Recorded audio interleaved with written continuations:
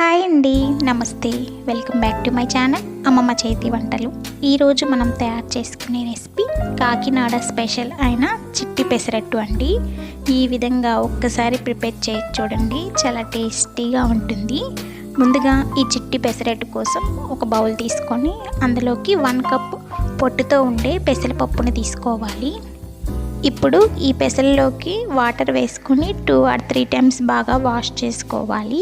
ఈ విధంగా వాష్ చేసుకున్న తర్వాత మరలా 1 కప్ వాటర్ వేసుకొని ఒక 4 hours బాగా నాననివ్వాలి. ఇప్పుడు మరొక బౌల్ తీసుకొని అందులోకి 3 టేబుల్ స్పూన్ పెసరపప్పు వేసుకొని ఈ పెసరపప్పుని కూడా బాగా వాష్ చేసుకొని ఒక 1/2 hour బాగా నాననివ్వాలి. ఇప్పుడు ఈ చిట్టి పెసరట్లలోకి కారప్పొడిని తయారు చేసుకుందాం. అందుకోసం స్టవ్ వెలిగించుకొని ఒక ప్యాన్ తీసుకొని అందులోకి 1 టేబుల్ స్పూన్ ఆయిల్ వేసుకోవాలి. అందులోనే 3 టేబుల్ స్పూన్ ధనియాలు, 2 టేబుల్ స్పూన్ జీలకర్ర వేసుకొని ఈ జీలకర్ర ధనియాలను మంటని మీడియం ఫ్లేమ్లో పెట్టుకొని ఫ్రై చేసుకోవాలి. అందులోనే 3 టేబుల్ స్పూన్ కందిపప్పును వేసుకొని బాగా ఫ్రై చేసుకోవాలి. అందులోనే ఒక గుప్పెడు కరివేపాకు వేసుకొని ఈ స్పైసెస్ అన్నిటినీ కూడా మంటని మీడియం ఫ్లేమ్లో పెట్టుకొని ఫ్రై చేసుకోవాలి.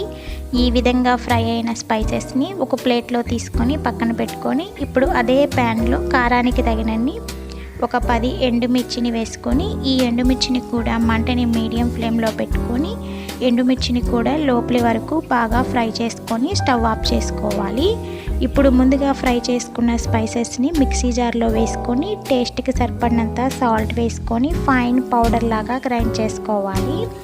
ఇప్పుడు ఎండుమిర్చిని కూడా వేసుకొని మరొకసారి గ్రైండ్ చేసుకొని లాస్ట్లో వెల్లుల్లిపాయలు వేసుకొని గ్రైండ్ చేసుకుంటే పొడి తయారవుతుంది. ఈ విధంగా కారప్పొడిని తయారు చేసుకొని పక్కన పెట్టుకోవాలి.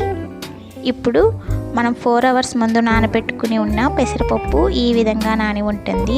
ఈ విధంగా నానిన పెసరపప్పుని ఒక మిక్సీ జార్లో వేసుకొని అందులోకి 3 టేబుల్ స్పూన్ వాటర్ని యాడ్ చేసుకొని వీలైనంత మెత్తగా గ్రైండ్ చేసుకోవాలి.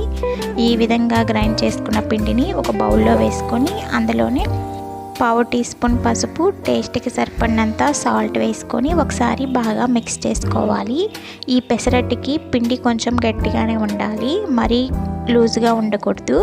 వీడియోలో చూపిస్తున్నాం కదండి, ఈ విధంగా పిండిని గ్రైండ్ చేసుకోవాలి. ఈ విధంగా గ్రైండ్ చేసుకుంటేనే చిట్టి పెసరట్లు చాలా టేస్టీగా కమ్మగా వస్తాయి.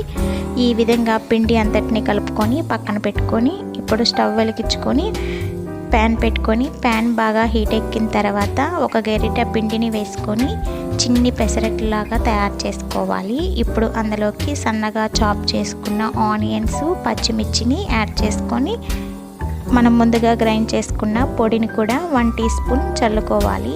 ఈ విధంగా పొడి వేసుకొని పెసరట్టుని ఒక్కసారి తయారు చేయండి, చాలా టేస్టీగా ఉంటుంది. ఇప్పుడు అందులోకి మనం ముందుగా నానబెట్టుకొని ఉన్న పెసరపప్పును కూడా 1 టీ స్పూన్ వేసుకొని ఈ విధంగా పెసరపప్పుని పైన వేసుకోవాలి. ఇప్పుడు 1 టేబుల్ స్పూన్ ఆయిల్ వేసుకొని ఈ పెసరట్టుని దోరగా ఫ్రై చేసుకోవాలి. ఈ విధంగా ఒకవైపు బాగా ఫ్రై అయిన తర్వాత రెండో వైపు టర్న్ చేసుకొని రెండో వైపు కూడా బాగా కాలిన తర్వాత ప్లేట్లోకి తీసుకొని సర్వ్ చేసుకోవాలి.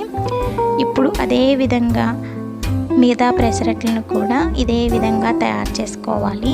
ఈ విధంగా మీరు కూడా ఒక్కసారి తయారు చేసి చూడండి, చాలా టేస్టీగా ఉంటాయి. ఈ చిట్టి పెసరట్లని కొంచెం మందంగానే తయారు చేసుకోవాలి. ఈ విధంగా తయారు చేసుకున్న పెసరట్టుని వేడిగా వేసుకొని సర్వ్ చేసుకుంటే చాలా టేస్టీగా కమ్మగా ఉంటాయి.